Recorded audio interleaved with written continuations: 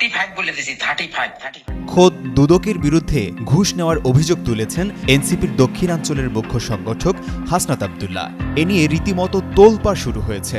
জাতীয় নাগরিক পার্টির যুগ্ম মুখ্য সংগঠক ডাক্তার মাহমুদা মিতুর কাছে দুদক কর্মকর্তা ঘুষ চেয়েছেন এমন দাবি করেছেন হাসনাত। মঙ্গলবার রাতে নিজের ভেরিফাইড ফেসবুক আইডিতে দেওয়া এক পোস্টে এ দাবি করেন হাসনাত। ওই পোস্টের সঙ্গে তিনি 3টি ভিডিও ক্লিপ যুক্ত করেছেন। এরপরই শুরু হয় সমালোচনার ঝড়। বসে থাকেনি দুদকও, তারাও পাল্টা প্রতিবাদ জানিয়েছে। আপনারা এত বড় অ্যামাউন্টের কথা বলছেন, ওই অ্যামাউন্ট দেওয়া আমার পক্ষে সম্ভব না, আপনি একটু বলেন। হাসনাত আব্দুল্লাহ তার পোস্টে লিখেন, আমরা দুদকের এই দুর্নীতির বিচার চাই। আমলাদের 1 লাখ টাকার চা খাওয়ানোর জন্যই কি জুলাইতে বাংলাদেশের মানুষ জীবন দিয়েছিল?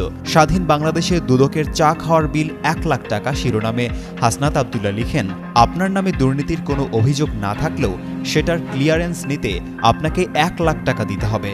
সম্প্রতি মাহমুদা মিতুর কাছ থেকে এ টাকা চাওয়া হয়েছে দুদকের ডিজি আক্তার আর তার ডিডি পরিচয়ে। মাহমুদা মিতুকে বলা হয়, আপনি একজন ডাক্তার, আপনার তো টাকা পয়সার অভাব থাকার কথা না, আপনি 1 লাখ টাকা দিয়ে ক্লিয়ারেন্স নিয়ে যান। 1 লাখ টাকা তো আমার পক্ষে দেওয়া সম্ভব না। হ্যাঁ, তো অল্প যদি কিছু, আপনারা বলছেন চা মিষ্টির কথা, চা মিষ্টিতে তো আসলে 1 লাখ টাকা হয় না। আমাকে যদি অল্পের মধ্যে দিতেন তাহলে আমি এখনই লোক পাঠিয়ে দিতাম, অথবা বিকাশ নাম্বার দিলে বিকাশ দিয়ে দিতাম। তিনি আরো লিখেন, দুদকের সর্বনিম্ন রেট নাকি 1 লাখ টাকা। টাকা দিতে অস্বীকৃতি জানালে আক্তার আবার ফোন দিয়ে জানতে চান টাকা দেবে কিনা। টাকা না দিলে নাকি খবর করে ছেড়ে দেওয়া হবে। রেড ক্রিসেন্টে মাহমুদা মিতু যোগ দিয়েছেন 5 আগস্টের পরে। দুদক এখন তদন্ত করছে আওয়ামী লীগের সময়ের দুর্নীতি নিয়ে। হাসনাত আব্দুল্লাহ লিখেন, আমলাতন্ত্র আবারও 20 দাঁত নিয়ে কামড় বসাতে হাজির হয়েছে। এই 20 দাঁত ভাঙতে না পারলে নতুন বাংলাদেশের স্বপ্ন হেরে যাবে, আমরাও হেরে যাব।